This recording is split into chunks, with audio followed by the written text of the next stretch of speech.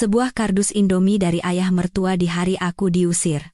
Pada hari aku diceraikan dan diusir dari rumah hanya dengan pakaian di badan bersama anakku, ayah mertuaku memberiku sebuah kardus Indomie. Saat ku buka kardus itu, aku gemetar melihat isinya. Pilihan Anda bisa mengubah hidup Anda. Inilah kisah dari kanal Kisah Pilihanmu. Tok, tok, tok. Palu hakim berbunyi tanpa perasaan di ruang sidang, menghantam dadaku. Selesai sudah. 5 tahun hidupku sebagai menantu, istri, dan asisten rumah tangga tanpa bayaran di rumah itu. Harga dari semua itu adalah selembar surat cerai yang dingin di hadapanku. Aku terduduk lesu di kursi tergugat. Kedua tanganku terkepal begitu erat hingga buku-buku jariku memutih dan mati rasa. Di telingaku, terngiang-ngiang kata-kata kejam yang diucapkan pengacara mantan suamiku, Bambang Prayogo, seperti mesin. Ia berkata aku tidak punya kontribusi apapun terhadap kekayaan keluarga suamiku, rumah mewah di Pondok Indah, mobil impor, dan rekening tabungan atas nama Bambang, semua adalah harta bawaan atau hadiah dari orang tuanya untuk Bambang seorang. Aku, Siti Rahayu, hanyalah seorang ibu rumah tangga yang menumpang hidup pada suami dan tidak menghasilkan uang sepeser pun, sehingga sudah sepantasnya aku pergi dengan tangan kosong, baik secara hukum maupun moral. Aku menatap pria yang pernah kucintai dengan segenap jiwa, pria yang membuatku nekat menentang keinginan orang tuaku di kampung. Tapi yang kulihat kini hanyalah orang asing yang dingin. Dengan setelan biru dongker dan rambut disisir rapi memakai pomade, ia sama sekali tidak bergeming melihatku gemetar. Ia tidak berani menatap mataku, atau mungkin, ia merasa memandang wanita sepertiku adalah sebuah kemewahan yang sia-sia. Tepat di belakang Bambang, duduk Yulia Lestari. Ia mengenakan gamis hamil berwarna putih bersih. Meski usia kehamilannya baru beberapa minggu, ia sengaja membusungkan dada dan terus mengelus perutnya untuk menarik perhatian. Bibir merahnya yang dipoles sempurna tersenyum sinis, mabuk kemenangan. Ia tak perlu berkata apa-apa. Kehadirannya di ruang sidang yang sakral sudah menjadi tamparan keras bagi harga diriku. Wanita simpanan suamiku, yang kini mengandung anaknya, datang untuk menyaksikan langsung momen saat aku ditendang keluar dari kehidupan mereka. Hakim menatapku dari balik kacamata tebalnya. Saudari Siti Rahayu, apakah Anda tidak keberatan mengenai pembagian harta dan hak asuh anak? Aku menelan air mata yang hendak tumpah dan menarik napas dalam-dalam. Jangan menangis sekarang. Menangis di sini hanya akan menjadi bahan tertawaan dan memberinya kepuasan. Aku berdiri. Suaraku serak, tapi aku mengucapkannya kata demi kata dengan tegas. Yang mulia, saya tidak butuh harta apapun. Berikan saja hak asuh anak saya. Bima masih terlalu kecil. Dia butuh ibunya. Pengacara Bambang segera berdiri dan membetulkan dasinya. Klien kami juga setuju. Saudara Bambang Prayogo menilai kondisi ekonomi Saudari Siti Rahayu saat ini tidak memadai untuk membesarkan anak dalam lingkungan terbaik. Namun, demi menghormati rasa keibuan, klien kami setuju Saudari Siti yang mengasuh anak dan akan memberikan tunjangan anak seminimal mungkin sesuai ketentuan hukum. Bambang membisikkan sesuatu pada pengacaranya, lalu mengangguk. Aku tahu. Mereka tidak menginginkan Bima. Bagi mereka dan keluarganya, satu-satunya yang berharga kini adalah anak di dalam kandungan Yulia, cucu laki-laki yang selama ini mereka dambakan. Bima, yang dulu adalah cucu kesayangan mereka, kini tak lebih dari beban dan sisa-sisa pernikahan yang gagal. Mereka ingin segera menyingkirkan Bima dan membawa wanita baru itu ke rumah. Aku mengambil pena dan menandatangani surat itu. Goresan tanganku bergetar hebat. Selesai. 5 tahun masa mudaku ditukar dengan sebuah tanda tangan dan seorang putra berusia 3 tahun. Tanpa rumah, tanpa uang, tanpa pekerjaan tetap, tapi aku punya Bima. Itulah satu-satunya harta yang paling berharga dan tak akan bisa direbut siapapun. Saat aku melangkah keluar dari gerbang pengadilan, terik matahari musim kemarau Jakarta begitu menyengat hingga mataku berkunang-kunang. Yulia, dengan angkuh menggandeng lengan Bambang, melewatiku. Dengan suara manja yang sengaja dibuat-buat agar aku mendengarnya, ia berkata, "Sayang, akhirnya semua selesai. Ayo kita cari makan enak, biar bayi kita sehat." Aku tiba-tiba ngidam stek wagyu. Bambang mengelus rambutnya lembut. Sentuhan mesra yang pernah ia berikan padaku, tapi sudah lama sirna. "Iya, sayang. Apapun yang kamu mau. Nanti kita pulang. Kasih kabar gembira ini ke ibu. Beliau pasti sudah tidak sabar. Mereka masuk ke dalam mobil impor yang mengilap, meninggalkanku sendirian di halaman pengadilan yang berdebu. Kabar gembira mereka adalah tragedi bagiku. Kebebasan mereka adalah awal penderitaan bagi aku dan anakku. Aku menyeka air mata dan memanggil taksi untuk mengambil barang-barangku. Aku harus segera pergi dari sana sebelum amarah menelan sisa kewarasanku. Aku kalah dalam pertarungan ini, tapi hidupku dan Bima baru saja dimulai. Aku berjanji pada diri sendiri, bahkan jika harus mengemis, aku tidak akan membiarkan Bima kelaparan. Taksi berhenti di depan sebuah rumah megah yang dikelilingi pagar tinggi. Aku mampir sebentar ke rumah tetangga untuk menjemput Bima.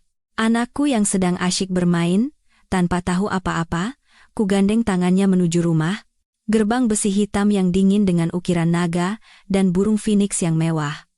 Aku teringat saat pertama kali menginjakan kaki di rumah ini sebagai menantu, aku terpesona oleh kemegahannya. Kini, gerbang itu terasa seperti mulut raksasa yang siap memuntahkanku, menolak keberadaanku. Saat masuk, udara di ruang tamu terasa begitu berat dan menyesakkan.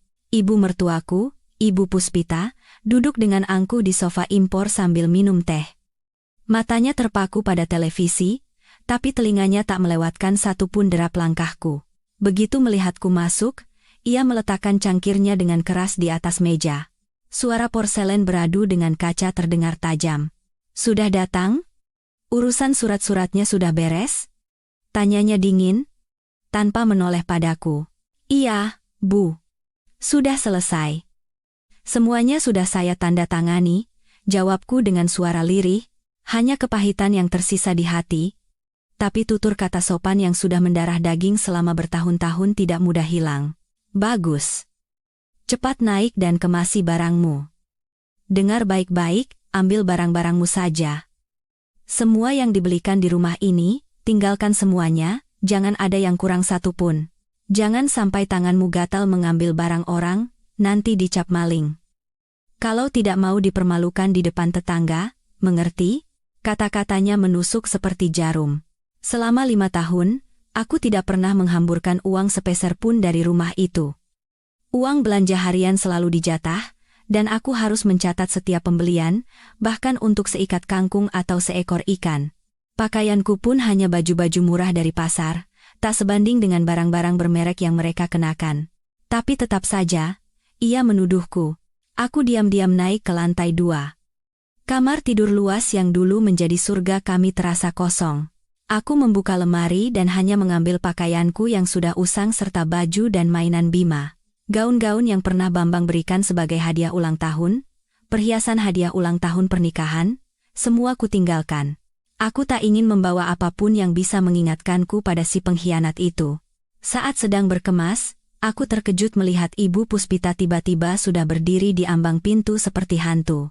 Ia masuk dan menyapu seluruh ruangan dengan mata tajamnya, seolah sedang melakukan pemeriksaan keamanan. Ia mendekati koperku dan mengobrak-abrik pakaian yang baru saja kurapikan. "Siapa tahu kau menyembunyikan sesuatu di bawah, biar aku periksa sendiri." "Hati orang siapa yang tahu," katanya. Ia memeriksa satu persatu pakaian dalamku, menggeledah setiap sudut. Ia mengambil salah satu sweater lusuhku dan mencibir. "Kain rombeng begini masih kau simpan? Memang ya, orang kampung itu serakah. Bawa saja sana. Cuma menuh-menuhin tempat dan merusak pemandangan menantu baruku nanti." Aku menggigit bibirku hingga nyaris berdarah. Aku tidak mau berdebat. Aku hanya ingin pergi dari rumah ini dengan tenang. Aku tidak mau Bima melihat ibunya bertengkar dengan neneknya. Bima sedang bermain mobil-mobilan di sudut kamar. Mendengar bentakan neneknya, ia ketakutan dan berlari memeluk kakiku. "Ibu, nenek marahin ibu, ya?" Bima takut. Aku berjongkok, memeluknya, dan mengelus punggung kecilnya. "Bukan, sayang. Nenek tidak memarahi ibu. Kita mau pergi jalan-jalan. Bima anak baik. Main di sana dulu ya. Ibu sebentar lagi selesai berkemas." Tepat saat itu, Bambang dan Yulia tiba di rumah. Tawa riang mereka terdengar dari lantai bawah. Mendengar suara putra dan calon cucu laki-lakinya, Raut wajah Ibu Puspita berubah 180 derajat. Ia membiarkan pakaianku berantakan dan memberi isyarat dengan dagunya.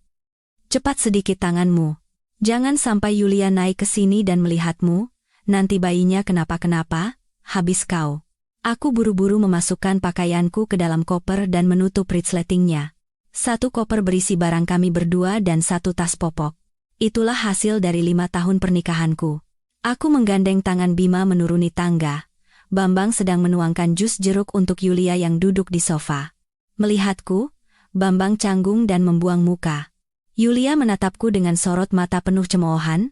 Melihat ayahnya, Bima berteriak girang dan berlari hendak memeluknya.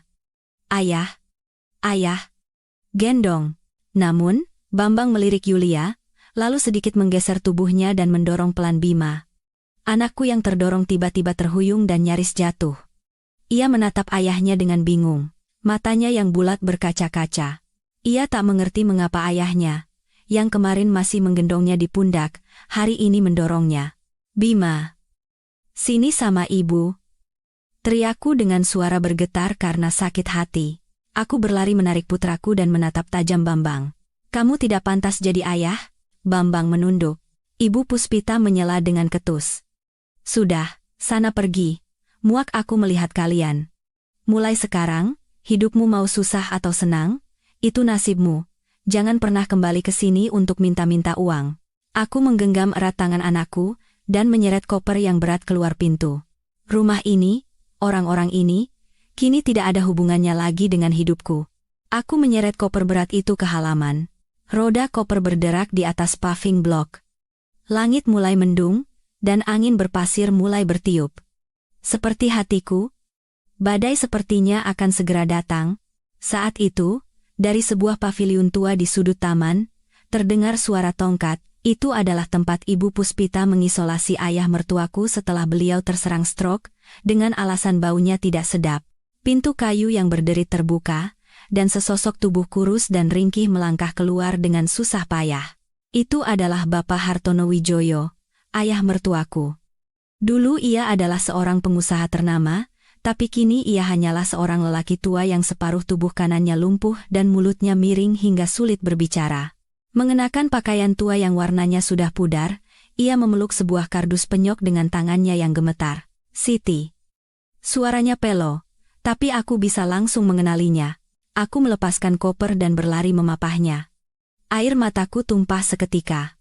Di rumah yang dingin ini, beliaulah satu-satunya yang memperlakukanku seperti anak sendiri. Saat ibu mertuaku memberiku uang belanja yang sangat sedikit, beliaulah yang diam-diam menyelipkan beberapa lembar 50 ribuan ke tanganku. Bapak, kenapa kesini? Anginnya kencang, isaku sambil menggenggam tangannya yang tinggal tulang berbalut kulit. Bapak menatapku dengan mata berkaca-kaca. Bola matanya yang keruh penuh dengan air. Dengan lengan kirinya yang masih bisa digerakkan, ia dengan susah payah menyodorkan kardus itu kepadaku. Itu adalah sebuah kardus Indomie kari ayam. Kardus tua yang sudut-sudutnya sudah rusak dan ditempel selotip di sana-sini. Bawa. Katanya terbata-bata sambil meneteskan air liur. Ia buru-buru menyeka mulutnya dengan lengan baju dan menatapku dengan tatapan memohon. Makan, kalaulah. Cuma, ini yang... Ayahku. Nya, aku memeluk kardus mie instan itu. Hatiku terasa tercabik-cabik. Ayah, bahkan di saat terakhir, ayah masih mengkhawatirkan menantu dan cucumu ini kelaparan. Ayah yang bekerja keras seumur hidup membangun keluarga ini, tapi dibuang oleh istri dan anaknya sendiri setelah jatuh sakit. Uang dari mana yang ayah miliki untuk memberiku hadiah? Mungkin ini adalah bantuan sosial dari kelurahan, atau pemberian seseorang yang ia simpan diam-diam untukku. Terima kasih, ayah. Terima kasih banyak. Jaga kesehatan ya. Ya, nanti Siti dan Bima pasti akan datang menjenguk ayah. Ibu Puspita yang keluar dari dalam rumah melihat pemandangan itu dan tertawa sinis. Suara cemoohnya terdengar sampai keluar gerbang. Drama sekali. Orang tua sekarat begitu sok-sokan. Mau apa memangnya dengan sekardus mie instan? Dasar sama-sama gembel. Bambang berdiri di sampingnya tanpa kata, dengan ekspresi dingin, Yulia menutup mulutnya sambil terkikik dan membisikkan sesuatu ke telinga Bambang. Pasti ia sedang menertawakan hadiah kampungan dari ayah mertuanya. Aku menatap tajam Ibu Puspita. Ingin sekali aku meneriakinya perempuan iblis, tapi kutahan. Aku tidak ingin membuat ayah lebih sedih. Aku memaksakan senyum ke arah ayah. Ayah? Saya pergi dulu? Ayah jangan lupa minum obat. Ayah mengangguk dan menepuk punggung tanganku dengan tangannya yang gemetar. Lalu, ia menunjuk kardus mie itu dengan tatapan yang anehnya begitu tegas. Rus. Di. Makan. Ja. Ngandi. Bu. Ang. Aku mengangguk dan meletakkan kardus mie di atas koper. Dengan satu tangan menggandeng Bima dan tangan lainnya menarik koper, aku melangkah keluar gerbang. Brak, pintu besi itu tertutup, memisahkan dua dunia. Aku tak berani menoleh ke belakang. Jika aku melihat sosok ayah tua yang berdiri rapuh di tengah angin, menatap kepergian menantu dan cucunya dengan sedih, aku mungkin akan jatuh terduduk di sana. Pemandangan itu akan selamanya terukir di hatiku. Taksi yang kupesan tiba. Sopir taksi menatap barang bawaanku dan kardus mie yang lusuh dengan iba. Pindahan ya, Mbak? Mau kemana? Iya, Pak. Ke Tanah Abang, Gang 12. Mobil mulai bergerak. Aku memeluk Bima erat-erat. Anakku, mungkin kelelahan. Tertidur di pangkuanku. Di luar, hujan deras mulai turun. Suara air hujan yang menghantam kaca mobil terdengar riuh. Hujan turun. Apakah langit juga menangisi nasibku yang malang? Kamar yang kusewa berada di sebuah gang sempit dan gelap. Jalannya becek karena genangan air dan sampah. Inilah tempat termurah yang bisa kudapatkan dengan terburu-buru. Kamar itu hanyalah sebuah petak berukuran 3 kali 4 meter di lantai dasar. Letaknya di pojok, membuatnya gelap dan lembab. Setelah membayar ongkos taksi, aku mengeluarkan kunci yang pagi tadi kuterima dari pemilik kos. Pintu kayu tua itu berderit saat dibuka. Bau apek jamur menusuk hidungku, membuatku terbatuk. Di dalam kamar yang kosong, hanya ada sebuah dipan kayu reyot yang menempel di dinding dan sebuah bola lampu pijar kekuningan yang tergantung di langit-langit penuh sarang laba-laba. Aku membaringkan Bima di dipan dan menyelimutinya dengan jaketku. Anakku bergerak gelisah dalam tidurnya, mengeluarkan suara rengekan. Aku memandang sekeliling kamar, dan rasa putus asa menjalari diriku. Aku, yang terbiasa hidup nyaman di rumah mewah, kini terlempar ke dasar masyarakat, di lubang tikus seperti ini. Di luar, hujan semakin deras. Suara hujan yang jatuh di atap seng terdengar seperti lemparan batu. Air merembes masuk melalui celah di langit-langit, menetes ke lantai. Aku buru-buru mengambil beberapa baskom plastik tua dari kamar mandi untuk menampung air. Di tengah malam yang sunyi, suara tetesan air yang teratur terdengar begitu menyedihkan. Ibu. Lapar. Bima yang terbangun mengucek matanya dan berkata dengan suara serak. Anakku belum makan apapun sejak siang. Setelah kembali dari pengadilan, aku begitu syok dan sedih hingga lupa memberinya makan. Aku memeriksa tasku, tapi dompetku kosong. Sisa uang tunai yang tak seberapa sudah habis untuk ongkos taksi dan uang sewa kamar. Jika kotak besi berkarat di sudut bisa disebut kulkas, isinya juga kosong melompong. Melihat putraku, air mataku kembali menggenang. Menjadi seorang ibu tapi membiarkan anaknya kelaparan, betapa menyedihkannya aku. Saat itulah, mataku tertuju pada kardus Indomie pemberian ayah. Kardus itu basah dan lembek di sudut ruangan. Benar juga, mie instan. Setidaknya malam ini kami bisa mengganjal perut dengan ini. Terima kasih, ayah. Hadiah sederhana dari ayah kini menjadi satu-satunya penyelamat kami. Bima, tunggu sebentar ya. Ibu masakin Indomie enak. Enak banget loh. Bujukku dengan suara seceria mungkin. Aku mencari teko listrik untuk merebus air. Untungnya, masih berfungsi. Sambil menunggu air mendidih, aku menarik kardus mie itu dan mencari pisau untuk membuka selotipnya. Kardus itu dilakban dengan sangat rapat, seolah-olah orang yang membungkusnya takut isinya akan tumpah. Bagaimana ayah, yang separuh tubuhnya lumpuh, bisa melakban serapi ini?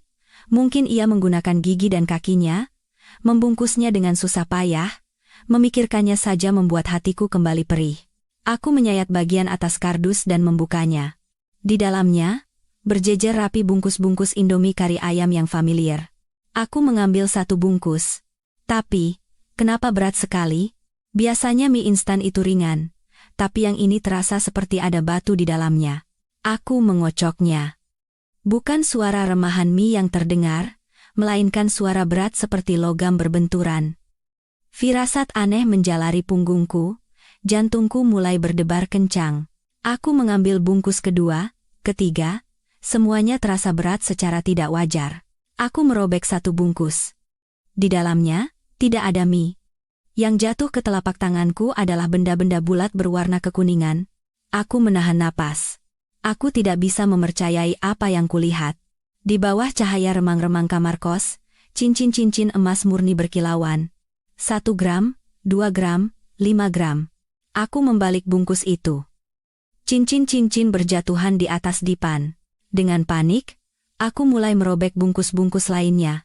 Semuanya sama. Di dalam bungkus mie yang telah disobek dan direkatkan kembali dengan rapi, ada emas.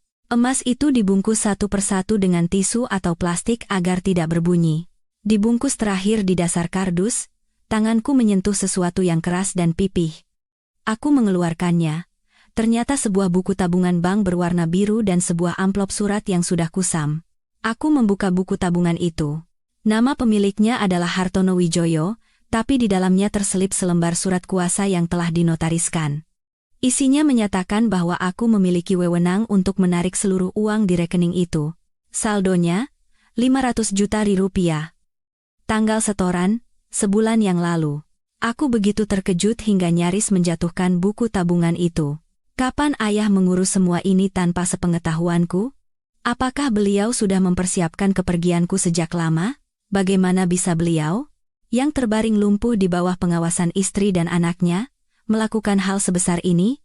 Dengan tangan gemetar, aku membuka amplop surat. Di atas selembar kertas buku tulis yang sobekannya tidak rata, tertulis barisan huruf yang miring-miring dan tidak beraturan, bahkan ada beberapa lubang karena tekanan pena yang tidak stabil. Itu adalah tulisan tangan ayah, ditulis dengan tangan kirinya, satu-satunya lengan yang masih bisa ia gerakkan. Siti, anakku, maafkan ayah. Ayah yang tidak berguna ini tidak punya kekuatan apa-apa. Ayah tahu kamu menderita, tapi tidak bisa melindungimu. Bambang itu bodoh, dan ibunya serakah dan jahat. Kalau kamu terus di rumah itu, kamu hanya akan layu dan mati. Pergi adalah jalan terbaik untukmu. Emas ini adalah warisan dari nenekku. Puluhan tahun ayah simpan di dalam guci dan kubur di bawah ranjang di paviliun.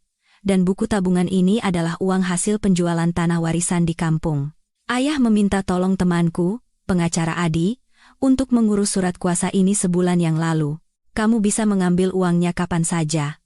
Gunakan uang ini untuk membesarkan Bima dengan baik. Jangan pernah katakan pada siapapun, bahkan pada orang tuamu, kalau ibu mertuamu dan Bambang tahu, mereka bisa membunuhmu. Hiduplah dengan baik, nak. Jadikan Bima orang yang hebat.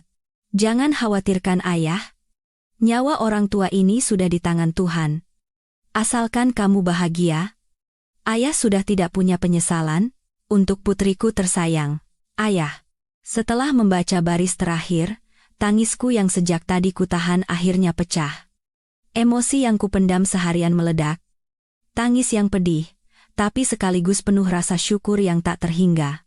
Di rumah neraka tempatku tinggal selama 5 tahun, ternyata ada sesosok malaikat yang diam-diam menjagaku. Ayah sengaja berpura-pura bodoh dan tidak berdaya, menahan cemoohan istri dan anaknya. Semua demi melindungi dan mengumpulkan harta paling berharganya untuk diwariskan kepadaku. Kardus milusuh yang dihina oleh Ibu Puspita, yang dianggapnya tak berharga jika dibuang ke jalanan, ternyata berisi seluruh kekayaan sebuah keluarga dan cinta ayah yang seluas samudra. Emas dan tabungan 500 juta rupiah. Tiba-tiba aku memiliki uang sebanyak itu. Ini bukan sekadar uang. Ini adalah nyawa kami, kepercayaan dan harapan yang ayah berikan padaku. Melihatku menangis, Bima mendekat dan menyeka air mataku dengan tangan mungilnya. Ibu, jangan nangis.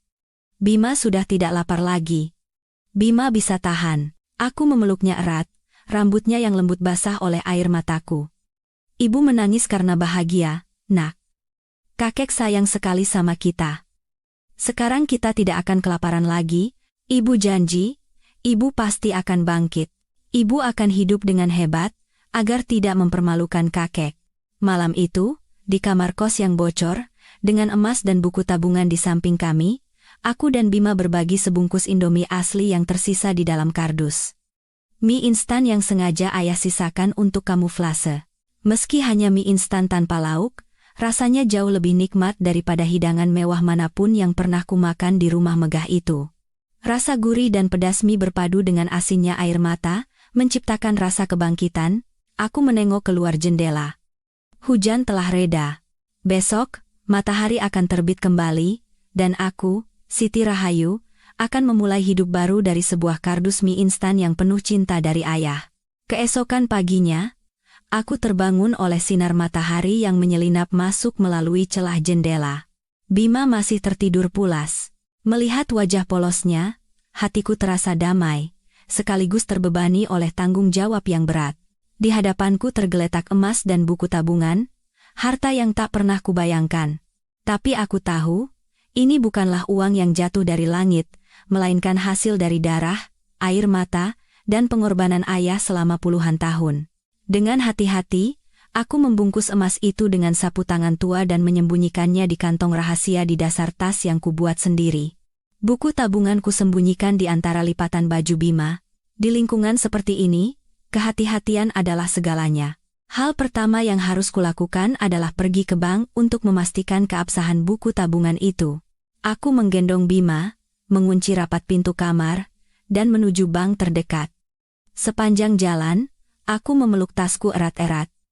Setiap kali ada yang melirik, jantungku berdebar kencang. Orang yang seumur hidup miskin, tiba-tiba memegang uang besar, rasanya begitu cemas.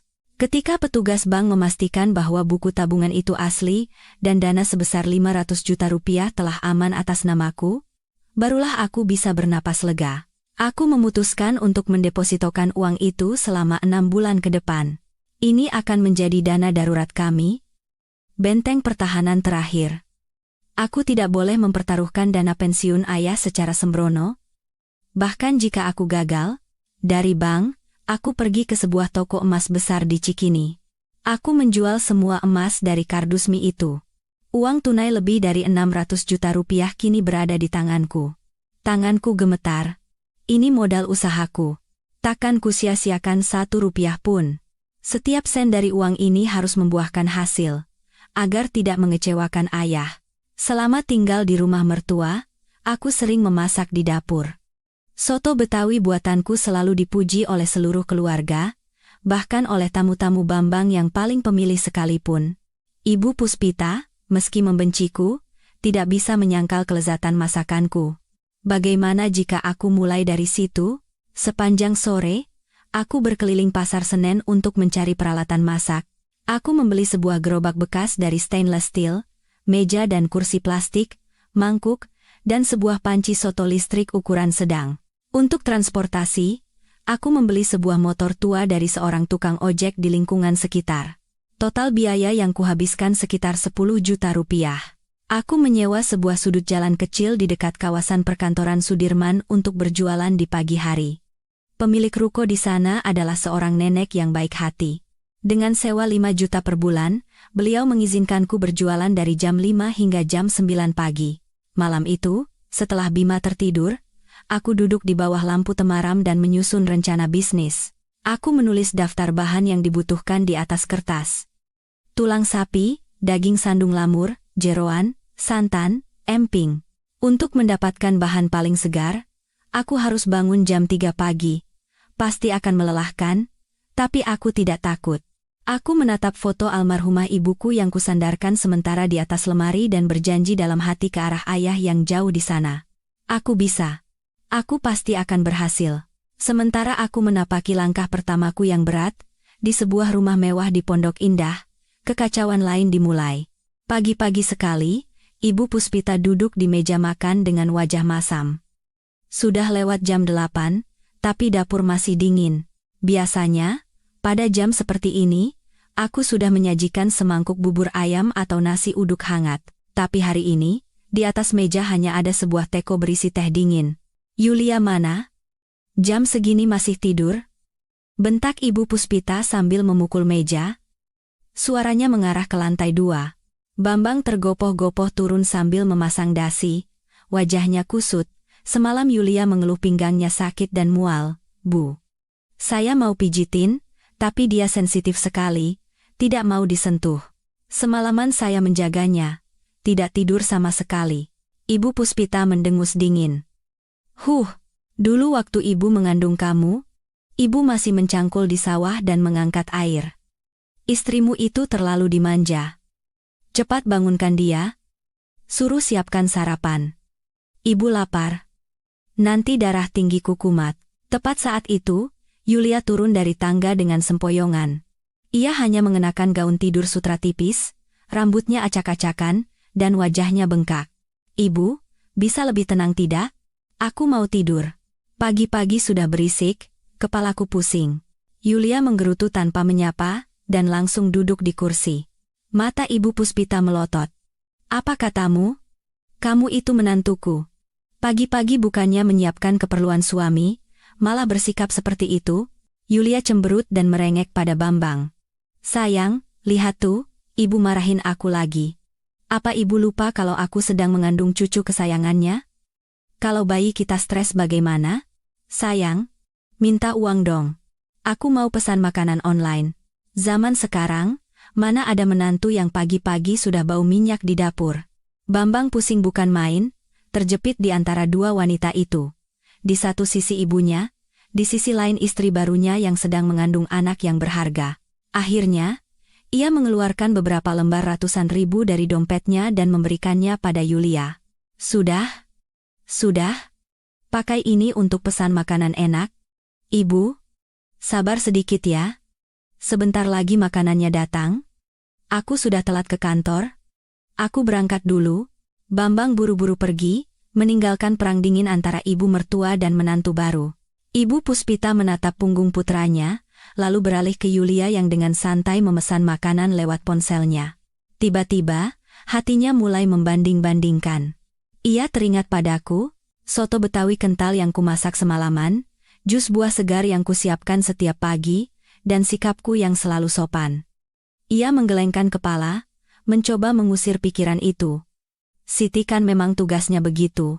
Yulia ini badannya berharga, wajar kalau aku yang harus mengalah. Sementara itu, di sudut lain kota, jam 3:30 pagi, angin subuh bertiup menusuk tulang. Hanya berbalut jas hujan tipis.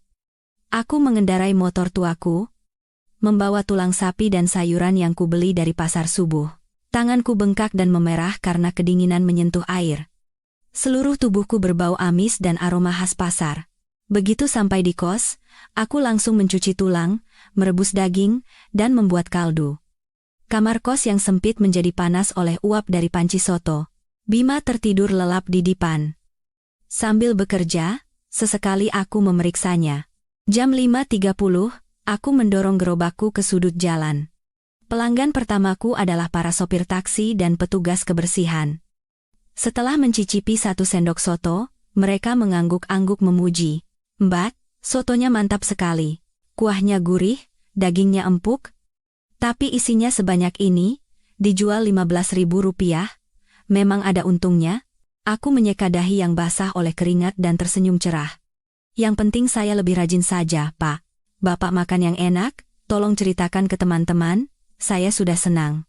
Di hari pertama, dalam 3 jam, aku berhasil menjual 50 mangkuk. Melihat keuntungan lebih dari Rp300.000 di tangan, aku menangis haru. Dibandingkan dengan hartaku, ini adalah uang yang kecil, tapi ini adalah bukti bahwa aku bisa bangkit dengan kekuatanku sendiri. Aku tidak akan bergantung pada uang pemberian ayah. Aku akan membesarkan Bima dengan hasil jerih payahku sendiri. Uang itu akan kusimpan untuk tujuan yang lebih besar. 6 bulan berlalu sekejap mata. Soto gerobakku, berkat rasanya yang khas dan pelayananku yang ramah, semakin ramai pelanggan. Karyawan kantor, mahasiswa, buruh, semua datang. Terkadang, pelanggan sampai harus mengantre. Setelah beberapa kali mendapat teguran dari petugas Satpol PP karena masalah PKL, Aku sadar tidak bisa selamanya berjualan seperti ini. Sudah saatnya aku memiliki warung sendiri. Aku menemukan sebuah ruko kecil berukuran 40 meter persegi di dekat pemukiman padat dan sekolah, sewa 50 juta setahun dengan uang jaminan 15 juta. Dengan uang yang kukumpulkan selama 6 bulan dan sebagian uang hasil menjual emas, aku menyewa ruko itu dan mulai merenovasinya. Aku ingin menciptakan ruang yang kecil, tapi bersih dan nyaman. Dindingnya kucat dengan warna kuning hangat, dan kutaruh meja-meja kayu sederhana. Di dinding, kugantung lukisan pemandangan desa yang damai. Dan yang terpenting, nama warung. Aku memikirkannya lama sekali. Harus ada artinya, harus mengingatkanku pada orang yang menjadi motivasi terbesarku. Akhirnya, aku memasang papan nama, Warung Soto Bapak. Pelanggan bertanya-tanya mengapa namanya Warung Soto Bapak. Ada yang bertanya apakah terinspirasi dari film. Aku hanya tersenyum dan berkata, beliau adalah orang terpenting dalam hidup saya. Beliaulah yang memberi saya kail untuk bisa memancing ikan-ikan ini. Pada hari pembukaan, aku tidak mengadakan acara besar-besaran, hanya syukuran sederhana. Pelanggan setiaku, mendengar aku pindah, berbondong-bondong datang dan bahkan membawa teman-teman baru. Warung selalu ramai. Aku mempekerjakan 2 orang mahasiswa paruh waktu. Tapi untuk menjaga konsistensi rasa, dapur tetap aku yang pegang. Setiap hari, mendengar suara pelanggan yang datang dan pergi, serta suara mereka menikmati soto dengan lahap, hatiku terasa damai. Kini aku bisa membelikan Bima baju-baju bagus dan menyekolahkannya di TK swasta terbaik di lingkungan itu. Anakku, karena makan dan berpakaian layak, wajahnya menjadi cerah dan periang. Setiap kali melihatnya pulang sekolah dan memamerkan buku dengan stempel bagus, sekali, dalam hati aku berterima kasih pada ayah. Ayah, aku baik-baik saja di sini, tunggu sebentar lagi ya, ayah. Sementara itu, bisnis Bambang mulai goyah.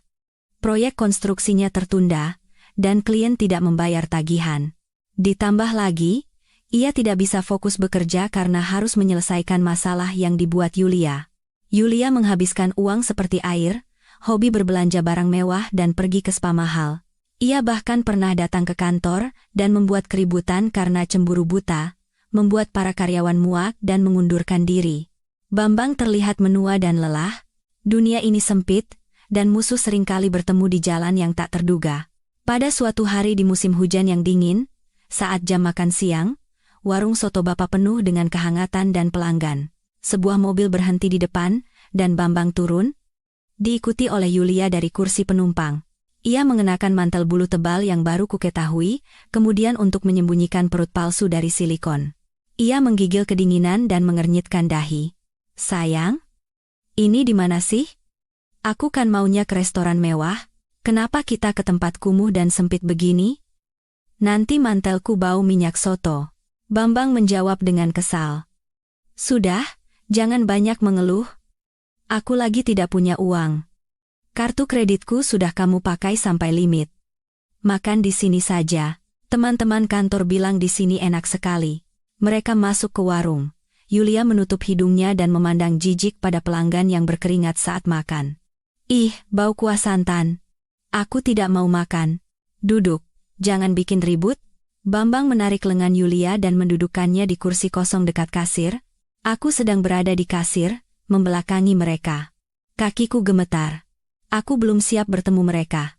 Tapi pelanggan terlalu ramai, aku tidak bisa bersembunyi di dapur. Mbak? Soto spesial 2 mangkuk ya? Dagingnya saja, banyakin. Teriak Bambang dengan suara angkuhnya yang kukenal. Aku menarik napas dalam-dalam, menenangkan diri. Kenapa aku harus takut? Ini warungku.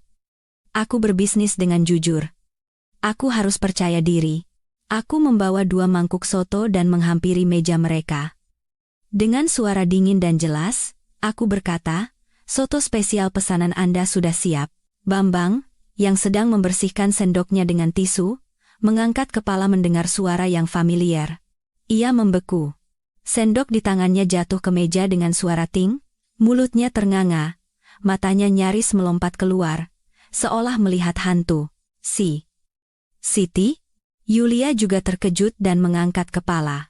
Melihatku, ia sama kagetnya, Tapi rasa terkejut itu cepat berubah menjadi cemburu dan hinaan. Di hadapan mereka, aku bukan lagi istri yang lusuh dan berduka. Aku mengenakan seragam oranye yang rapi, rambutku diikat kencang, memperlihatkan wajahku yang kini lebih tirus dan berisi. Mataku bersinar dengan kepercayaan diri seorang pemilik usaha. Kamu? Jadi pemilik warung jorok ini kamu? Desis Yulia sinis, tak mampu menyembunyikan kekesalannya. Aku tersenyum tipis dan menatap matanya lurus-lurus. Iya, ini aku. Warungnya memang sederhana, tapi dikelola dengan uang halal. Soto ini juga jauh lebih bersih daripada kepribadian sebagian orang. Jadi mau makan atau tidak?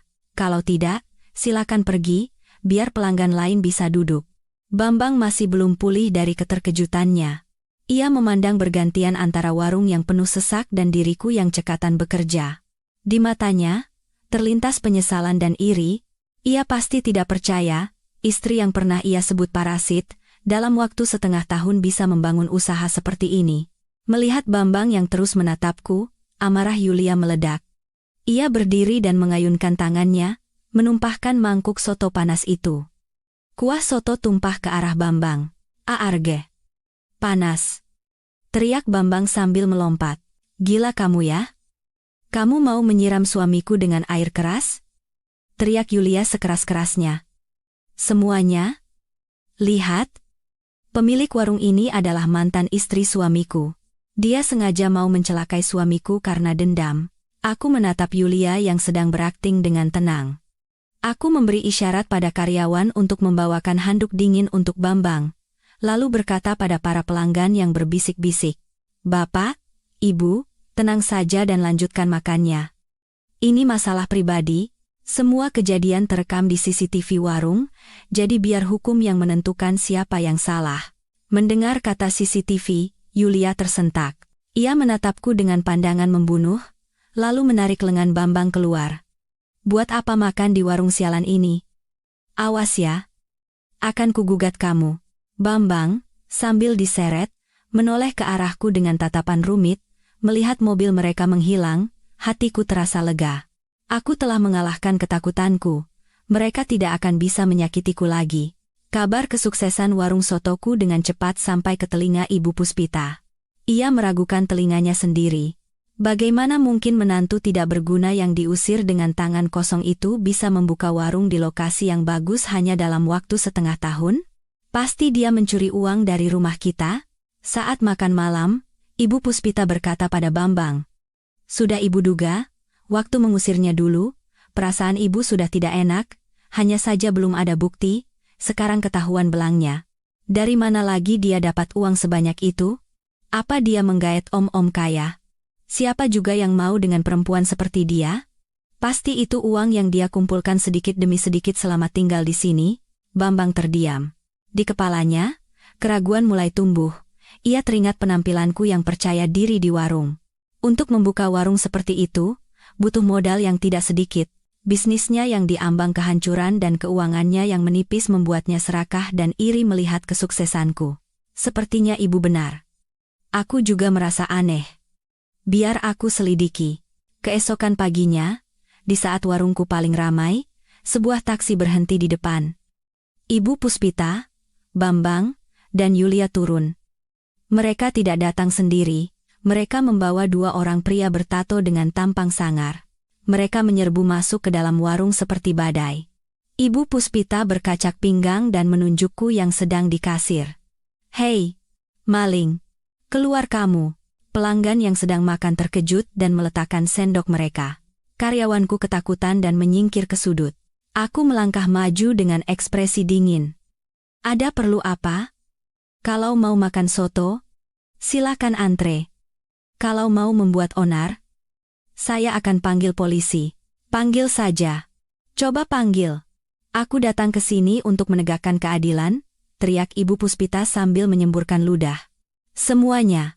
Dengarkan saya, pemilik warung ini adalah mantan menantu saya. Sebelum cerai, dia diam-diam mencuri uang dan perhiasan emas dari rumah kami, lalu membuka warung ini dan hidup enak. Dia itu maling, warung ini dibangun dari hasil keringat anak saya." Suara bisik-bisik semakin kencang, dan tatapan curiga mulai mengarah padaku. Pepatah tak ada asap jika tak ada api, ditambah dengan penampilan Ibu Puspita yang seperti orang kaya, membuat tuduhannya mudah dipercaya. Yulia menimpali dari samping. Betul. Itu uang hasil kerja keras suami saya. Dia percaya pada perempuan ini, tapi air susu dibalas air tuba. Sekarang keluarga kami sedang susah, tapi dia malah enak-enakan di sini. Kalau kamu punya hati nurani, kembalikan uang suami saya. Darahku mendidih. Fitnah keji ini sudah melampaui batas kesabaranku. Mereka berusaha menghancurkan mata pencaharianku dan mempermalukanku di depan umum. Aku maju selangkah, berhadapan dengan Ibu Puspita. Suaraku sekeras baja. Saya mencuri? Ada buktinya? Apa ada surat bukti saya mengambil uang? Atau Anda hanya mengarang cerita? Bukti? Warung sebesar ini buktinya? Dari mana kamu dapat uang untuk membangun ini semua? Cepat mengaku. Bambang ikut berteriak, mencoba menakut-nakutiku. Pria-pria bertato itu mendekat dengan mengancam. Cepat keluarkan uangnya. Kalau tidak, kau akan merasakan tangan kami. Geram salah satu dari mereka, sambil membanting botol sambal ke lantai hingga pecah. Pelanggan ketakutan dan lari keluar. Warung dalam sekejap menjadi kacau balau. Aku berdiri sendirian, dikelilingi oleh orang-orang serakah dan preman. Aku merasa tak berdaya, tapi aku tidak boleh menangis atau terlihat lemah. Saat salah satu preman itu hendak mengangkat tangannya padaku, sebuah lengan kokoh menahannya. Anda sedang apa? Tidakkah Anda tahu ini adalah tindak pidana pengerusakan dan pencemaran nama baik di tempat umum? Seorang pria berpenampilan rapi dengan setelan jas dan kacamata masuk. Ia adalah teman SMA-ku, yang kini menjadi pengacara handal, Adi Wibowo. Adi mendorong pria itu dan berdiri di depanku, lalu berkata dengan jelas, "Saya adalah kuasa hukum Ibu Siti Rahayu. Semua ancaman dan penghinaan yang kalian lakukan terhadap klien saya hari ini telah direkam dan akan digunakan sebagai bukti di pengadilan. Jika tidak ingin dipenjara karena membuat onar dan fitnah, segera tinggalkan tempat ini." Kemunculan Adi bagaikan penyelamat. Wibawa dan pengetahuannya tentang hukum membuat rombongan Bambang gentar. Mendengar kata pengacara, Ibu Puspita mulai panik. Ia memang sombong, tapi takut berurusan dengan hukum. Siapa kamu berani mengancam saya? Ya sudah, kami pergi. Tapi jangan pikir ini sudah selesai. Gagap Ibu Puspita sambil menarik Bambang dan Yulia untuk kabur. Para preman itu, sadar tidak akan mendapatkan apa-apa, pergi sambil menggerutu. Warung kembali sunyi, hanya menyisakan kekacauan dan beberapa pelanggan yang menatapku dengan cemas. Aku menoleh ke arah Adi, kakiku lemas hingga nyaris terduduk. Adi sigap menopangku. Matanya penuh kekhawatiran. "Siti, kamu tidak apa-apa?" Aku menggeleng. Air mata yang kutahan akhirnya tumpah. "Terima kasih, Adi. Kalau tidak ada kamu, aku tidak tahu harus berbuat apa. Badai telah berlalu untuk sementara, tapi aku tahu ini baru permulaan. Mantan keluarga mertuaku pasti akan merencanakan sesuatu yang lebih jahat, tapi kali ini, aku tidak sendirian." Adi mendudukkanku di kursi. Ia meminta karyawan untuk membersihkan warung dan menenangkan serta meminta maaf pada pelanggan yang tersisa. Sikap Adi yang tenang dan profesional membuatku anehnya merasa aman. Setelah warung dirapikan dan semua pelanggan pergi, Adi duduk di hadapanku. Ia melepas kacamatanya, membersihkannya, lalu menatapku dengan sorot mata yang serius namun hangat. "Kamu benar-benar tidak apa-apa? Tidak ada yang terluka?" Aku menggeleng dan menuangkan segelas air dingin untuknya. "Aku tidak apa-apa. Untung kamu datang tepat waktu. Tapi, bagaimana kamu bisa tahu aku di sini?" Adi memakai kembali kacamatanya dan menatapku dalam-dalam. "Sebenarnya bukan kebetulan. Saat Bapak Hartono membuat surat kuasa, beliau memintaku untuk mengawasi kamu dan Bima. Aku sudah tahu dari awal kamu membuka warung di sini, tapi aku ingin menghargai usahamu untuk bangkit sendiri, jadi aku hanya mengawasi dari jauh. Hari ini, melihat kelakuan mereka yang keterlaluan, aku tidak bisa diam saja." Aku menghela napas, memainkan gelas dingin di tanganku. Ceritanya panjang, tapi aku baik-baik saja. Sudah terbiasa. Aku hanya khawatir mereka akan terus datang dan mengganggu usahaku. Adi mengetuk-ngetuk meja dengan jarinya, berpikir sejenak, lalu berkata, "Jangan khawatir. Orang-orang seperti mantan keluarga mertuamu itu, semakin kita lemah, semakin mereka menindas. Kita harus hadapi dengan hukum. Aku akan bantu membuat laporan atas tuduhan pengrusakan dan pencemaran nama baik. Sekali dapat surat panggilan dari kantor polisi, mereka tidak akan berani datang lagi." Aku menatap Adi dengan penuh terima kasih. Dulu di sekolah, Adi adalah murid teladan yang pendiam dan kutu buku. Setiap kali ia dibuli, akulah yang membelanya. Sudah lebih dari 10 tahun kami tidak bertemu, dan kini ia telah menjadi pengacara sukses. Hidup ini memang penuh dengan kebetulan yang aneh. Terima kasih banyak. Aku tidak tahu bagaimana harus membalas budimu. Budi apa? Teman itu saling membantu. Dulu kamu yang menolongku, hari ini aku yang menolongmu.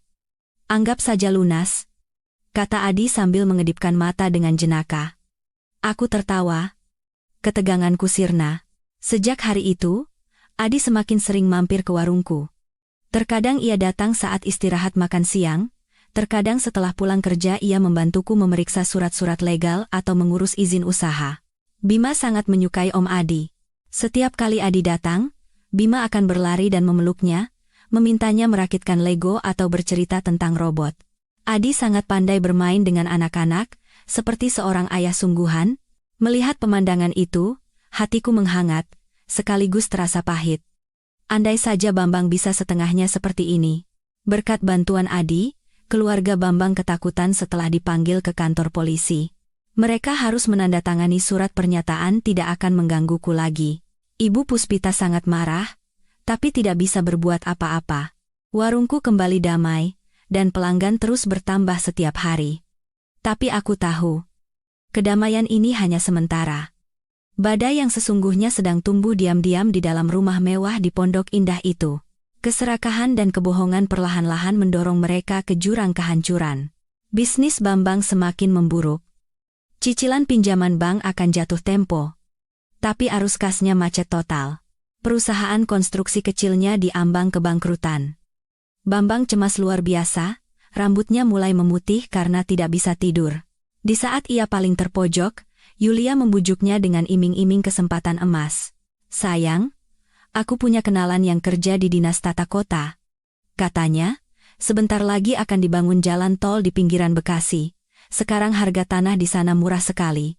Kalau kita beli, 2-3 bulan lagi saat rencana pembangunan diumumkan, harganya bisa naik 5-10 kali lipat.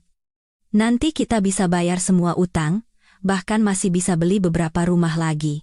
Mencium bau uang, mata Bambang berbinar, tapi ia masih ragu. "Tapi kita dapat uang dari mana untuk investasi? Pinjaman bank sudah tidak bisa lagi." Yulia cemberut. "Kamu ini lambat sekali. Kalau tidak bisa dari bank, ya pinjam dari rentenir. Kenalanku itu tahu tempatnya, bunganya memang sedikit tinggi, tapi prosesnya cepat, bisa cair hari itu juga. Kita kan cuma pinjam sebentar, beberapa bulan saja, setelah tanahnya terjual, langsung kita lunasi. Apa yang dikhawatirkan? Ini kesempatan langka, loh. Kalau tidak cepat, nanti diambil orang lain." Bambang dibutakan oleh kata-kata manis Yulia. Ia memang tidak pandai berbisnis, dan karena terdesak, ia mudah dimanipulasi. Lagi pula, ia masih percaya sepenuhnya pada Yulia dan menganggap bayi di kandungannya adalah jimat keberuntungan. Akhirnya, tanpa sepengetahuan ibunya, Bambang ikut Yulia bertemu dengan rentenir. Di hadapan Yulia dan pria sangar yang disebut kenalannya, Bambang menandatangani surat utang sebesar 2 miliar rupiah. Ia menyerahkan tas berisi uang tunai itu pada Yulia. Yulia menerima tas itu, mencium pipi Bambang, dan tersenyum lebar. "Sayangku memang hebat. Tunggu kabar baik ya.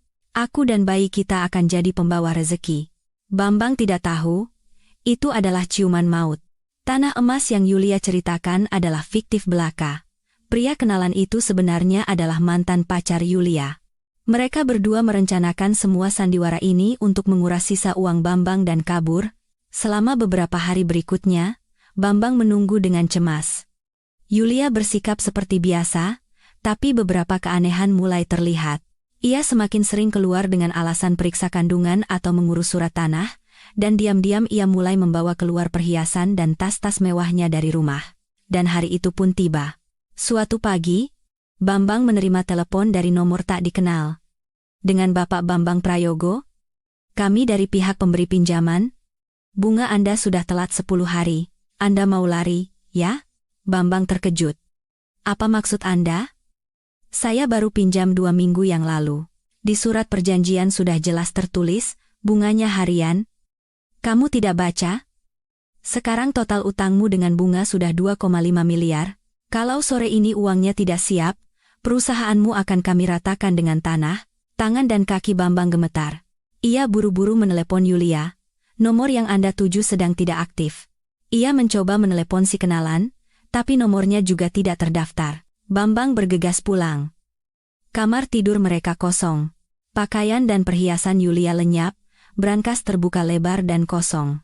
Di atas meja rias, hanya ada selembar foto USG.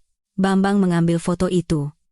Nama yang tertera di sana adalah nama orang lain, tanggalnya pun tidak cocok. Itu foto USG palsu. Ia hancur lebur. Ia menjerit kesakitan seperti binatang yang terluka dan ambruk ke lantai.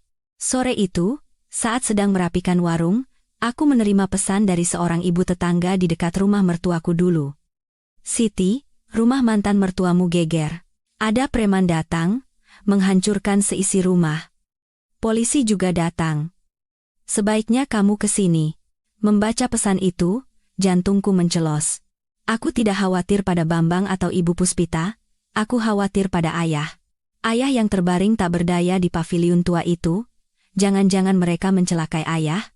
Aku segera menitipkan warung pada karyawan dan naik taksi menuju rumah itu. Saat tiba, pemandangan di depan mataku adalah sebuah kekacauan. Gerbang megah itu penuh dengan cat semprot merah, dan kerumunan orang menonton dari luar, teriakan dan makian terdengar tak henti-hentinya.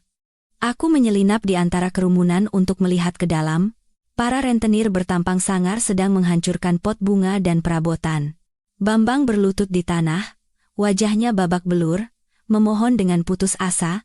Ibu Puspita terduduk lemas di tangga teras, rambutnya acak-acakan, meraung-raung, "Tolong, jangan sakiti anak saya. Dia juga korban penipuan." Perempuan itu yang menipunya.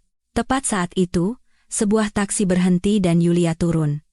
Mungkin ia kembali diam-diam untuk mengambil surat penting yang tertinggal, tapi ia tidak menyangka para rentenir akan datang secepat ini. Melihat kerumunan itu, Yulia berbalik hendak kabur, tapi salah satu pria melihatnya. "Tangkap perempuan itu. Dia komplotannya." 2 pemuda kekar berlari dan menangkap Yulia. Ia meronta-ronta sambil berteriak, "Lepaskan. Aku sedang hamil. Kalau bayiku kenapa-kenapa, kalian semua akan kugugat." "Hamil apa? Bayar utang." Di tengah pergumulan, Yulia kehilangan keseimbangan dan jatuh tersungkur. Semua orang menahan napas. Bambang berteriak, "Anakku. Jangan sentuh anakku." Tapi anehnya, meski perutnya terbentur lantai yang keras, Yulia tidak menunjukkan tanda-tanda kesakitan, darah pun tidak mengalir. Sebaliknya, karena tarikan yang kasar, ikatan di pinggangnya putus, dan sebuah gumpalan silikon berwarna kulit mencuat dari balik bajunya, dan jatuh ke lantai. Semua orang terdiam. Bambang melotot, menatap benda itu. Itu adalah perut hamil palsu yang biasa digunakan untuk syuting film. Perut Yulia rata. Semua kebenaran terungkap di siang bolong. Tidak ada bayi, tidak ada cucu laki-laki, semuanya adalah sandiwara sempurna Yulia untuk masuk ke keluarga kaya dan menguras hartanya. Bambang memandang bergantian antara perut silikon itu dan wajah Yulia yang pucat pasi. Ia berlari seperti orang gila, menjambak rambut Yulia dan menamparnya. "Penipu. Di mana anakku? Di mana uangku?" Yulia tak mau kalah, ia mencakar wajah Bambang dan berteriak. "Salahkan saja kebodohanmu sendiri, laki-laki anak mami sepertimu, kalau bukan aku, pasti akan ditipu perempuan lain juga. Aku sudah muak meladeni kamu dan ibumu." Melihat kejadian itu, Ibu Puspita syok dan pingsan di tempat. Para rentenir, sadar tidak akan mendapatkan uang mereka, mulai menyita apa saja yang ada di dalam rumah. Aku menyaksikan semua tragedi ini dari luar gerbang, tubuhku gemetar, karma datang begitu cepat dan kejam. Aku menatap paviliun di sudut taman, hatiku sesak, aku harus segera menyelamatkan ayah dari neraka ini.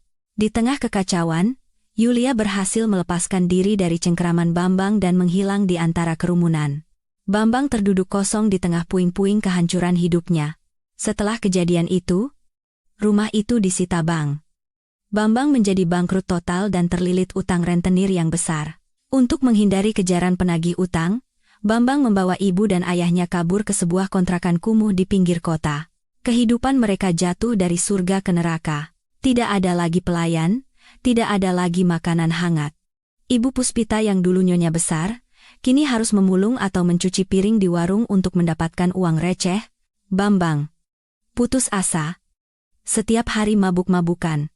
Kalau ada pekerjaan kuli, ia pergi, kalau tidak, ia hanya tidur di rumah. Dan yang paling menderita adalah ayah. Di kamar sempit dan lembab berukuran 2 kali 2 meter, di tengah bau busuk, ayah terbaring di atas tikar tipis di lantai yang dingin. Ibu Puspita melampiaskan semua amarah dan kebenciannya pada ayah. Ia menganggap ayah adalah biang keladi kehancuran keluarga dan beban. Makan, makan, makan, seharian cuma bisa mangap. Kenapa tidak mati saja sekalian?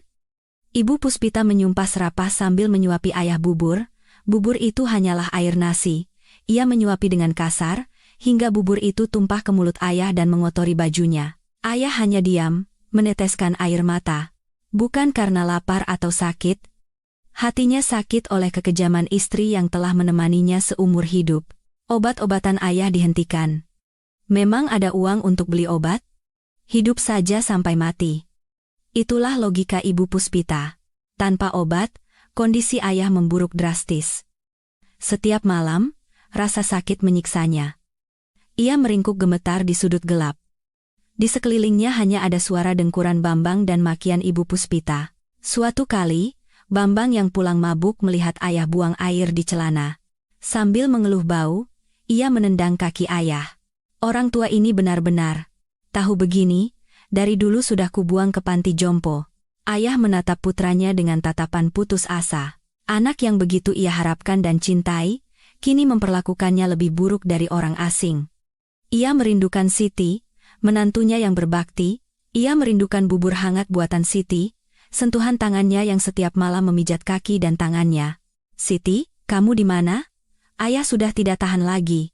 Selama itu, aku sama sekali tidak mengetahui kondisi ayah yang menyedihkan. Beberapa kali aku mendatangi rumah lama mereka, tapi para tetangga bilang mereka pindah diam-diam di malam hari, dan tidak ada yang tahu kemana. Aku meminta bantuan Adi untuk mencari, tapi itu seperti mencari jarum di tumpukan jerami di Jakarta. Hatiku gelisah. Setiap malam aku bermimpi, ayah memanggil namaku dalam kesakitan. Firasatku tidak enak. Pada suatu sore, saat hujan turun deras, aku sedang merapikan pembukuan di warung ketika seorang wanita tua berpakaian lusuh masuk. Ia ragu-ragu di ambang pintu. Aku menghampirinya. Permisi, Bu, ada yang bisa saya bantu? Wanita itu menatapku lekat-lekat, lalu berkata, Mbak ini Siti, mantan menantunya Bu Puspita, bukan? Aku terkejut. Iya, saya Siti. Ibu siapa ya? Saya tetangga kontrakannya Bu Puspita. Kakek di rumah itu terus-terusan memanggil nama Siti, jadi saya penasaran, cari-cari info, katanya Mbak buka warung di sini. Mbak, kalau ada waktu, coba jenguk. Kelihatannya, umur kakek itu tidak akan lama lagi. Bagaikan disambar petir, buku catatan di tanganku jatuh. Ayah? Ayah kenapa Bu? Suaraku bergetar dan pecah. Ibu itu menghela napas dengan kasihan. Jangan ditanya, Mbak. Kondisi rumah itu parah sekali. Bu Puspita itu sering membiarkan kakek kelaparan, bahkan memukulnya, punggungnya sudah luka borok semua. Membusuk, tapi tidak ada yang merawat. Beberapa hari ini karena dingin, kakek demam tinggi dan kejang-kejang, tapi tidak dibawa ke rumah sakit. Saya kasihan, diam-diam saya kasih air gula, tangannya malah genggam tangan saya, minta tolong cariin Mbak. Air mata mengalir di pipiku. Ya Tuhan, penyelamat hidupku, ayah, mengalami penderitaan sekejam itu. Aku tidak ragu sedetik pun. Aku berlari ke dalam dan berteriak, Adi, Adi. Adi yang sedang bekerja di sudut warung, terkejut dan berlari menghampiriku. Siti? Ada apa? Ayah? Ayahku. Tolong, antarkan aku. Ayah sepertinya akan meninggal. Aku menyambar tasku. Di dalamnya ada buku tabungan berisi sisa 500 juta rupiah yang baru saja jatuh tempo kemarin untuk rencana perluasan warung. Tapi saat ini, uang tidak ada artinya. Nyawa ayah adalah yang terpenting. Untuk menyelamatkan ayah, aku rela mengorbankan segalanya. Aku bahkan tidak takut lagi bertemu dengan orang-orang iblis itu. Adi mengerti maksudku. Tanpa bertanya lebih lanjut, ia menyalakan mobil, dipandu oleh ibu tadi. Di dalam mobil, aku mengepalkan tangan begitu erat hingga kuku-kuku menancap di telapak tangan. Ayah, tunggu sebentar. Aku datang. Tidak akan ada lagi yang bisa menyakiti ayah. Mobil melaju membelah malam yang gelap, menembus tirai hujan. Pertarungan untuk menyelamatkan ayah, untuk membalas budi terbesar dalam hidupku, telah dimulai. Mobil Adi berhenti di depan sebuah gang gelap yang becek dan penuh sampah. Di kanan kiri, berjejer rumah-rumah reyot dengan atap seng berkarat dan dinding yang hampir rubuh. Bau busuk dari selokan menusuk hidung. Aku tidak percaya. Keluarga yang dulu hidup bergelimang sutra, kini bersembunyi di tempat sengsara seperti ini. Dipandu oleh ibu tadi, Adi memayungiku dari belakang. Kami berhenti di depan sebuah kamar di ujung gang. Pintunya sedikit terbuka, dan di dalamnya gelap gulita. Saat kami mendekat, terdengar suara tajam Ibu Puspita. Sudah mati belum sih? Kok sepi begini? Baguslah kalau cepat mati, hemat biaya pemakaman. Jantungku serasa berhenti berdetak. Aku mendobrak pintu dan menyerbu masuk. Pemandangan di depan mataku membuatku membeku. Ayah terbaring meringkuk di lantai yang lembab. Tubuhnya hanya ditutupi sehelai selimut tipis yang kumal, tubuh yang tinggal tulang, mata yang terpejam rapat, napas yang tersengal-sengal seperti lilin di depan angin. Pakaiannya kotor, dan bau busuk menyengat. Ibu Puspita duduk di kursi plastik yang kakinya patah sebelah, sedang makan nasi dingin. Melihatku, ia terkejut hingga mangkuk nasinya jatuh. "Kak, kamu, bagaimana kamu bisa tahu tempat ini?" Gagapnya dengan wajah pucat. Aku tidak menjawab dan langsung berlari ke arah ayah. Aku berlutut dan menyentuh dahinya. Panas seperti api. Demamnya sangat tinggi. "Ayah, ini Siti. Aku datang menjemput ayah." Mendengar suaraku, tubuh ayah bergerak lemah. Matanya yang keruh perlahan terbuka. Melihatku, 2 garis air mata mengalir dari matanya. Ia mengangkat tangannya yang kurus dan gemetar, mencoba menggenggam tanganku. Mulutnya bergerak, tapi tidak ada suara yang keluar. "Ya Tuhan, bagaimana bisa kalian melakukan ini pada ayah?" Teriakku pada Ibu Puspita. Air mata mengalir deras. "Ayah itu suami Anda? Ayah dari anak Anda? Kalian bukan manusia." Ibu Puspita, setelah pulih dari keterkejutannya, kembali memasang wajah jahatnya. "Siapa kamu berani mengajariku? Kamu tidak tahu betapa susahnya mengurus orang tua pikun ini? Biaya obat, biaya popok, memangnya murah. Kalau kamu merasa hebat, bawa saja sana." Dari sudut kamar, Bambang bangkit sambil tercium bau alkohol. Melihat aku dan Adi, ia mencibir. "Wah, mantan istriku datang. Mau menertawakan keadaan kami, ya? Aku jadi begini juga karena siapa? Karena teman baikmu itu kan?" Adi maju dan mendorong Bambang. "Minggir, kami datang untuk membawa Bapak Hartono ke rumah sakit. Kalau menghalangi, akan kami laporkan ke polisi atas tuduhan penelantaran lansia." Mendengar kata polisi, Bambang gentar. Ibu Puspita, melihat itu, matanya yang serakah berbinar dan sikapnya berubah. "Mau dibawa? Boleh. Tapi kalian harus bayar biaya perawatanku selama ini. Berapa tahun aku merawatnya? Masa mau dibawa gratis? Itu namanya tidak tahu diri." Aku muak melihat perempuan di hadapanku. Bahkan di saat seperti ini, ia hanya memikirkan uang. "Berapa maumu?" Tanyaku menahan amarah. 500 juta, tidak bisa kurang sepeser pun. Teriaknya dengan mata melotot. "Ibu gila." Bahkan Bambang terkejut dengan ketidakbermoralan ibunya. Aku mengeluarkan buku tabungan dari tasku. "Di sini ada 500 juta, ambil ini dan jangan pernah muncul di hadapanku lagi. Dengan ini, semua kewajiban kalian pada ayah, aku yang beli. Mulai sekarang, Ayah hidup atau mati, tidak ada hubungannya dengan kalian. Melihat buku tabungan itu, mata Ibu Puspita berkilat karena keserakahan. Ia merebutnya dan tersenyum licik. Bagus. Ingat kata-katamu itu. Cepat bawa orang tua ini pergi, muak aku melihatnya. Aku dan Adi dengan hati-hati memapah ayah. Tubuhnya seringan anak kecil. Aku melepaskan jaketku, menyelimuti ayah, dan membawanya ke mobil.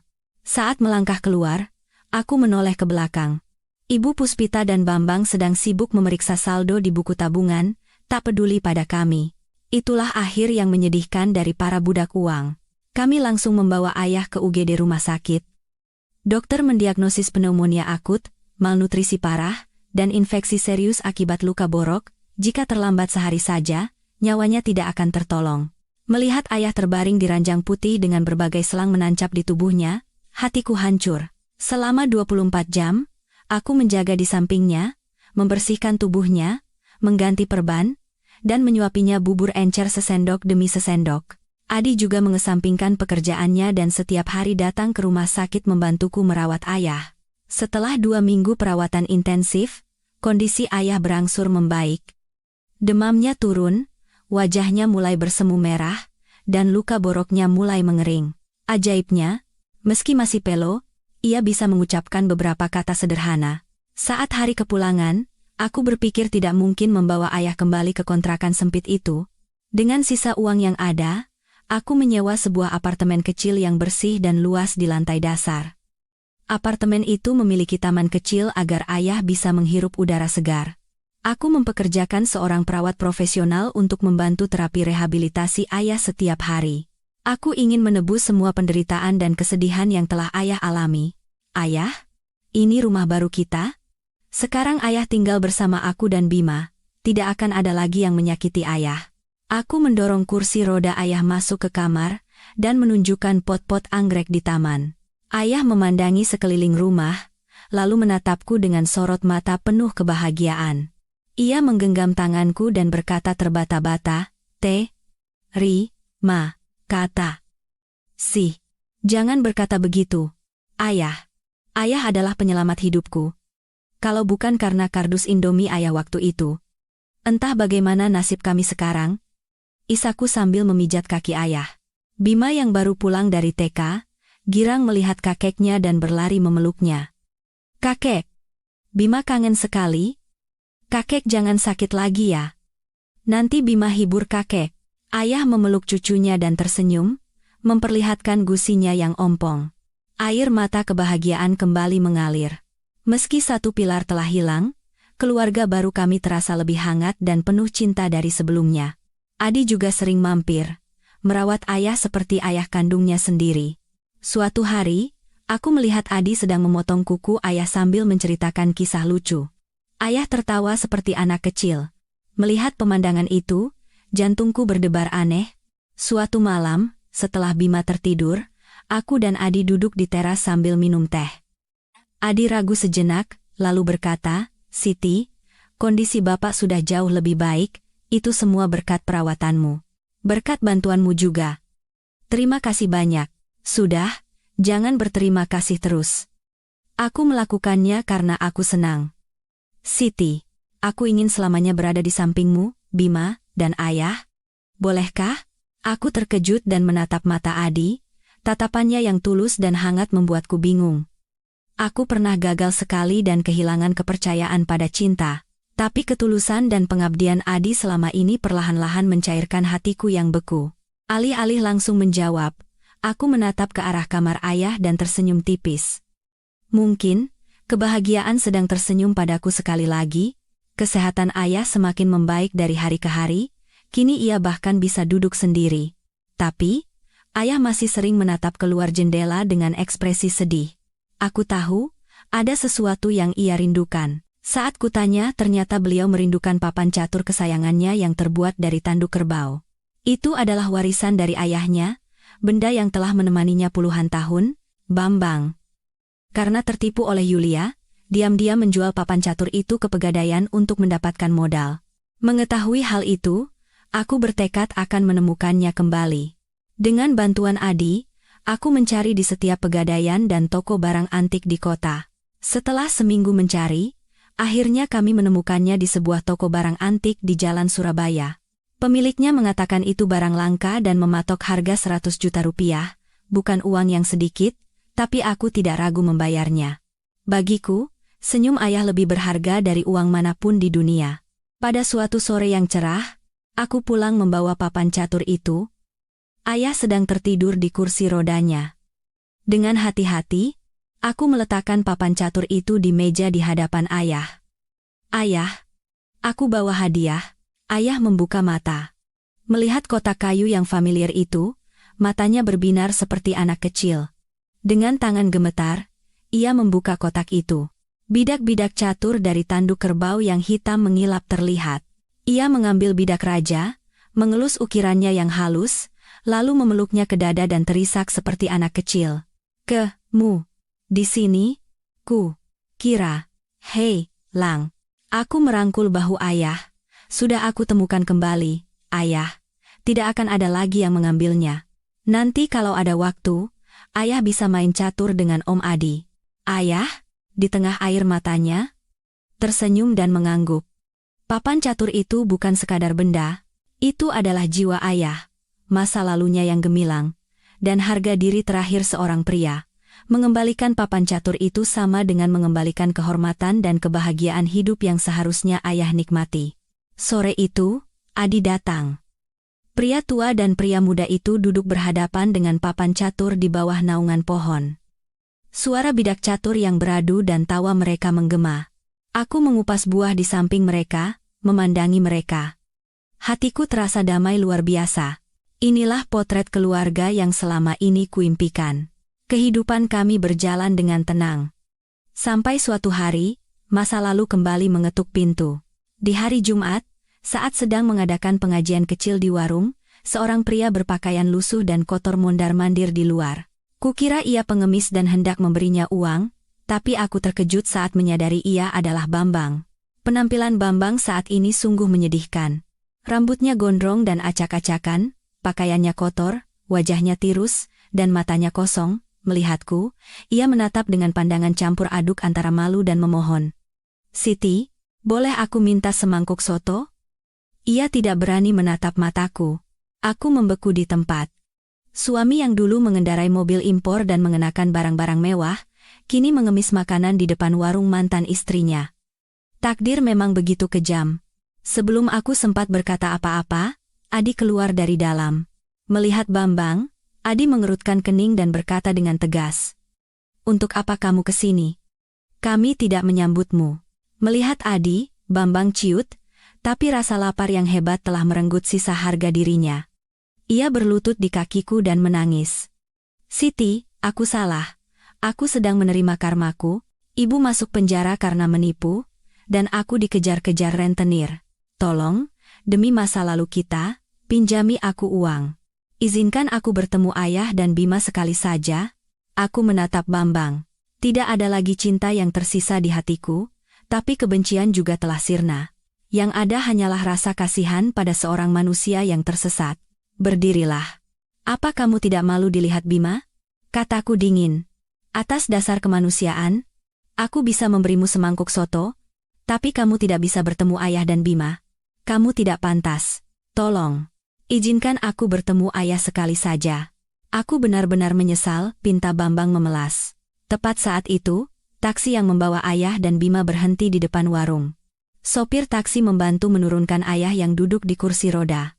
Melihat Bambang yang berlutut, wajah ayah mengeras. Bambang, melihat ayahnya, berlari hendak memeluk kakinya. Ayah, tolong aku. Tapi ayah mengangkat tongkatnya dan menunjuk Bambang. Matanya berkilat marah, ia menggelengkan kepala dan mengeluarkan suara geraman, seolah mengusir putranya. Di mata ayah, Bambang sudah mati sejak hari ia mengusir istri dan anaknya, serta menelantarkan ayahnya yang tua. Bima bersembunyi di belakang kakeknya, ketakutan. Anak itu tidak mengenali pria menyedihkan itu sebagai ayahnya. Adi memberi isyarat pada petugas keamanan untuk menyeret Bambang keluar. Pergi, sebelum terjadi hal yang tidak diinginkan. Bapak butuh ketenangan. Bambang, sambil diseret, meraung-raung, tapi suaranya semakin menjauh. Aku menatap punggungnya yang lusuh menghilang di keramaian, merasakan pahitnya hidup. Siapa menabur, dia akan menuai. Hukuman terbesar bagi Bambang bukanlah kemiskinan, melainkan ditinggalkan oleh orang-orang yang paling ia cintai. Aku mendekati ayah dan menggenggam tangannya. Ayah, jangan sedih. Ayah masih punya kami. Ayah menatapku dengan sorot mata lembut dan mengangguk. 3 tahun kemudian. Hari ini adalah hari yang istimewa. Cabang kedua warung soto Bapak resmi dibuka. Warung dipenuhi karangan bunga ucapan selamat. Suasananya meriah. Aku mengenakan kebaya merah yang anggun. Berdiri di samping Adi yang kini telah menjadi suamiku. Menyambut para tamu. Setelah melewati berbagai badai, akhirnya aku menemukan pelabuhan yang damai. Adi tidak hanya mencintaiku, tapi juga menyayangi Bima seperti anak kandungnya sendiri. Dan di antara kami, telah lahir seorang putri cantik bernama Anjani. Nama yang kupilih dengan harapan hidupnya akan damai, tidak penuh liku seperti ibunya. Di kursi kehormatan, ayah duduk di kursi roda elektrik terbarunya. Beliau mengenakan setelan jas abu-abu yang gagah dengan setangkai mawar merah di sakunya. Meski masih bergantung pada kursi roda, raut wajah ayah sangat cerah dan sehat. Beliau tak henti-hentinya tersenyum bangga melihat kesuksesan menantunya. Setiap tamu yang datang memujinya karena memiliki menantu yang berbakti dan hebat. Ayah mengangguk puas dan dengan bangga berkata, "Itu menantuku." Setelah acara selesai, kami sekeluarga berkumpul di rumah baru kami. Rumah 3 lantai yang luas dan dilengkapi lift agar ayah bisa leluasa bergerak. Aku memasak bubur abalon hangat dan membawakannya untuk ayah. "Ayah, makan dulu buburnya. Pasti lelah karena terlalu banyak tersenyum hari ini." Ayah menerima suapanku dengan lahap. Setelah selesai makan, ayah memberi isyarat agar aku mendekat. Ia mengeluarkan sebuah amplop merah dari sakunya dan memberikannya padaku. "Hadiah. Buka." Warung. Aku membuka amplop itu, di dalamnya ada selembar kupon undian. Aku tertawa. "Ayah, beli kupon lagi untuk bantu sesama ya?" "Terima kasih." Ayah menggeleng dan menunjuk kupon itu. Matanya berbinar jenaka. Kulihat lebih teliti, ternyata itu adalah kupon undian yang memenangkan hadiah hiburan. Nilainya hanya beberapa puluh ribu rupiah, tapi ayah menyimpannya dengan sangat berharga. Melihat kupon itu, mataku berkaca-kaca. Tiba-tiba aku teringat pada kardus Indomie beberapa tahun yang lalu. Di saat aku paling putus asa, ayah memberikan kardus mie berisi seluruh hartanya untuk menyelamatkan hidupku. Hari ini, saat semuanya serba berkecukupan, ayah masih memberiku hadiah yang kecil, tapi penuh cinta. Aku memeluk ayah erat-erat dan berbisik, "Terima kasih, Ayah. Ayah adalah hadiah terbesar dan paling berharga dalam hidupku." Adi datang sambil menggendong Anjani dan menggandeng Bima. Kami sekeluarga memeluk kakek bersama-sama. Suara tawa memenuhi rumah, mengusir semua kegelapan masa lalu. Dari luar jendela, sinar matahari keemasan yang cerah menyinari kami, seolah meramalkan masa depan yang cerah dan bahagia bagi mereka yang menjaga kesetiaan dan cinta. Kisah hari ini sampai di sini. Jika kisah ini menyentuh hati Anda, jangan lupa untuk subscribe dan like kanal Kisah Pilihanmu. Pilihan kecil Anda akan menjadi kekuatan besar bagi kami untuk menciptakan kisah-kisah yang lebih baik. Terima kasih telah menonton. Sampai jumpa di video berikutnya.